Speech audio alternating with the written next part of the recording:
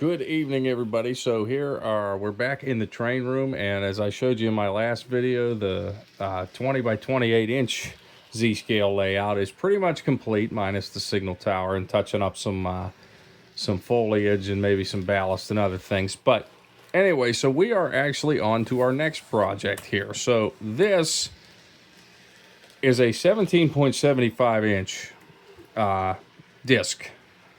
I don't know why they didn't just make it 18, but whatever. So, as fun as the last layout was to build, and I've been telling you guys about micro layouts, I figured, well, let's do another one. Since that was fall themed, we're going to do a winter themed in this one.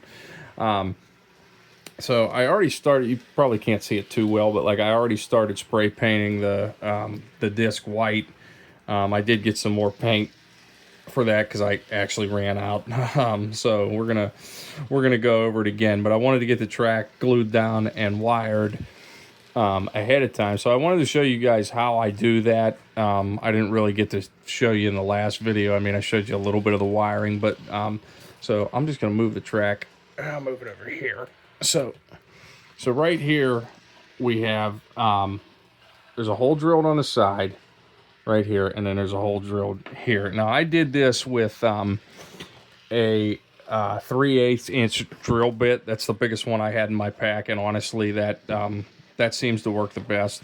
So you want to be careful because you want to make sure you get the hole drilled straight through, because if you don't, you risk, especially this is only 1 inch thick, so you're going to risk, you could risk drilling it off and then you end up cracking the top or the bottom. And of course you don't want to do that. I mean, these discs are cheap. I got this at Home Depot for like $13.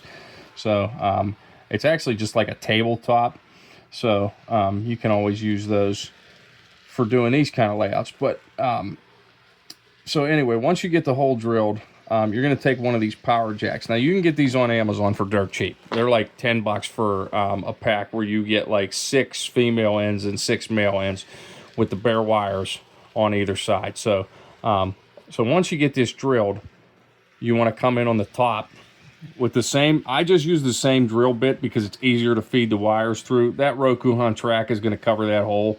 As you can see, I actually marked the inside of the circle right here, and then I just drew a line on the outside of the track. I ran it along that so you could see where I was gonna have to drill the hole at. So as long as it was between those. So now you don't really have to use glue. That's the thing with a 3/8 drill bit. You don't have to worry about gluing this power jack in. I mean, it's going to be secured. So really,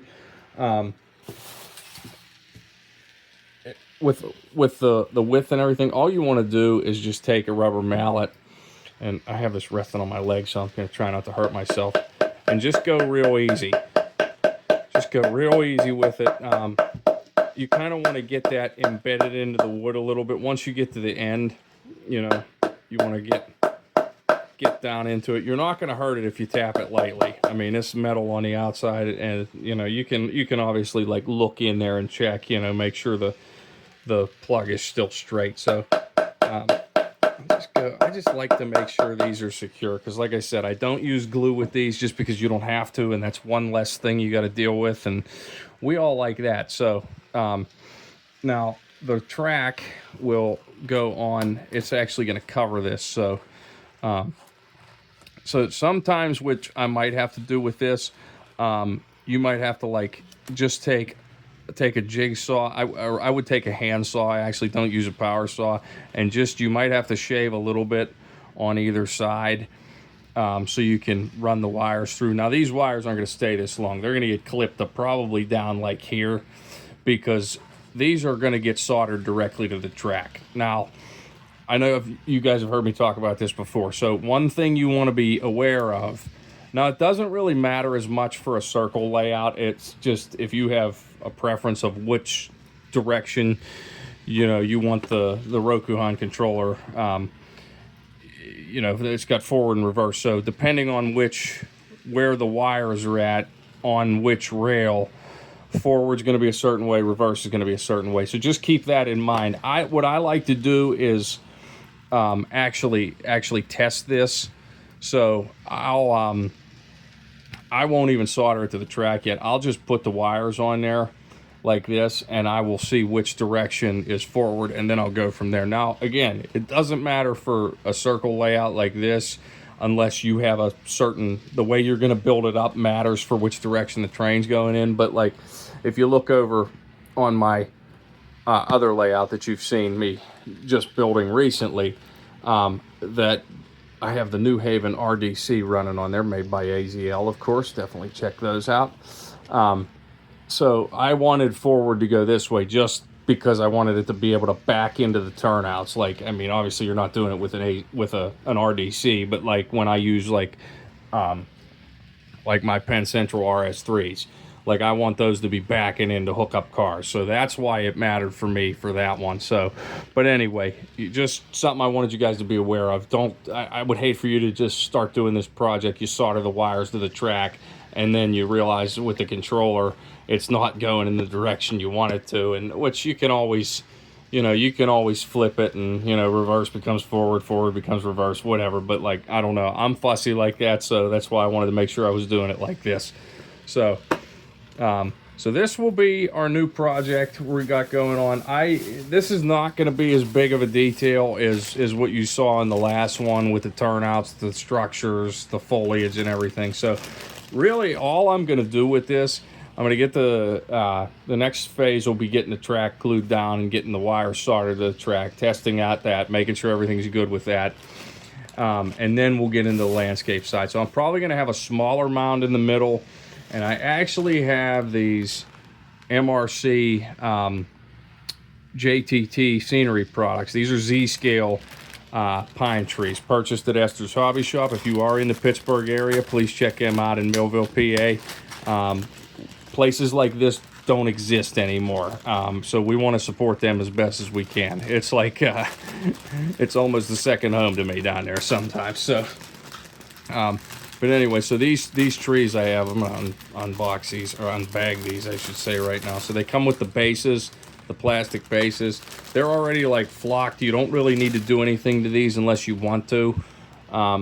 So you can see on here how, just the detail of those. The only thing I will do to these is I actually have some aerosol spray Elmer's glue. So once they're on the layout, I'll probably spray them a little bit and then put more of that Woodland Scenics fake snow on there on the tree, so you can see that it was a fresh snow on the trees, newly snowfall. So that's pretty much where we're at tonight. Not sure how much I'm going to get done with this tonight. Maybe I'll at least get it wired and get the track glued down and be able to get started on the next phase. As far as track goes, this is 8 pieces of Rokuhan's RO2, the curve piece. So if you guys want to do these curve radius, I mean, this is a 17.75 inch disc again. So just, if you got an 18 inch or whatever, these will work. So keep that in mind. Most of these, you can buy the RO28 starter pack, which actually comes with the 8 of these plus two or 4, I think it's 4 of the RO1s, but the one of them has the feeder track in it. So so you could buy these all at once. Check out US Z-Scale for all those and all your Z-Scale needs while you're at it. So yeah, I'm looking forward to sharing this new project with you guys. I really can't stress how much I enjoy doing these micro layouts. I mean, it doesn't have to be anything huge. You can start one, and I think I started this other Z-Scale project only, I think it was like the second week of July, and I finished it up. So it was about a 3-week project, maybe, something like that, maybe a month-long project. But this won't take as long, and who knows what I'll get into next. I still have an HO project I want to do. I'm going to do a 4 Seasons layout. This table that I have actually been working on is the base to it. It's 40 by 42 or 42 by 42 inches, and we're gonna do that up in the 4 Seasons in each corner. I'm probably gonna actually take my speed square and just go. I'm probably just gonna go like this with each corner and just cut it off. because this is more of a kid layout. I have 3 kids, so I want them to be able to enjoy it, and I might actually put some sort of border around this as well, and even have like a front fascia plate, because eventually I would like to wire it with DCC. There's a lot of HO stuff out there in DCC that I want to add, especially steam. So I looked at one today that I was just drooling over, and of course, nope, gotta wait. So yeah, we'll get that going, and that's pretty much it. There's other projects I have in mind. Nothing I've really started yet. Still have some to finish. I still got to touch up the fall themed layout you guys have been watching. So like I said, with the signal tower and touching up foliage, this layout over here, my first Z-scale layout, that's actually supposed to be a river in the front there. But I need, and yeah, those are beer cans over there. Excuse me for that. So this is actually supposed to be a river in the front, right there. This will be like the deeper part, and it'll actually spill over that middle section and be a little more shallower. It's supposed to be looking like a lock. I actually modeled that one after the Highland Park Dam here in Pittsburgh. And then if you look over here, I still have my HO switching layout that I need to finish. I actually have a little Z-scale test track on there. But this needs the front fascia put on it. I do want to get an NC Power Cab DCC controller for that. So I'll need to, I have it wired already for it. I just need to get the actual connector piece, the fascia plate, and connect it. And I plan on the controllers below there, the Kato controller with the 3 turnout switches.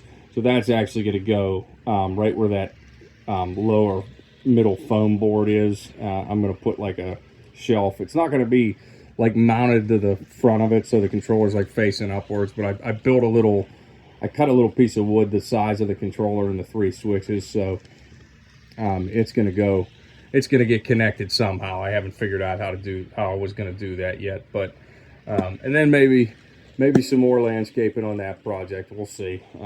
That's become like just I haven't done much with it lately. Haven't even operated it. So, and then over here, this laying up against the wall is going to be my oldest daughter's 4x4 N scale layout. It's actually like 4 by 34 inches or whatever.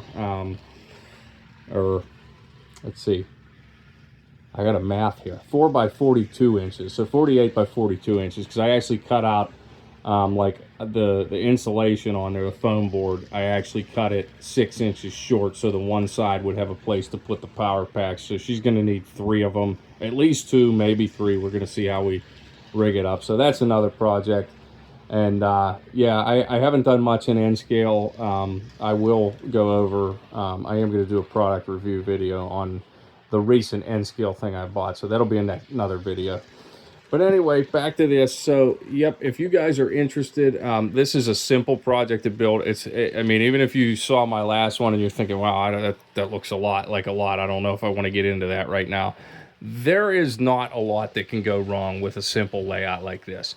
You get the full effect because it is Z-scale. You take up no space. This is even smaller than the other one, so you can put this on an end table, you can put it on a nightstand, put it on a shelf, put it on display for whoever. So you can take it with you places, and because it's wired like this, all you need is one of these Rokuhan controllers, and that will, once you put the batteries in it, I mean, you're good to go. This layout's 100% portable. So yeah, keep up to date on the channel. I thank you guys for watching and listening to me rambling. Like, subscribe, share with your friends. Please check us out at uszscale.com for all your Z-scale needs. And I think together we're going to make AZL, American Z-Line, as big of a household name as Lionel. And I want to be a part of that. So thanks all. Have a good night. Have a good weekend. Bye-bye.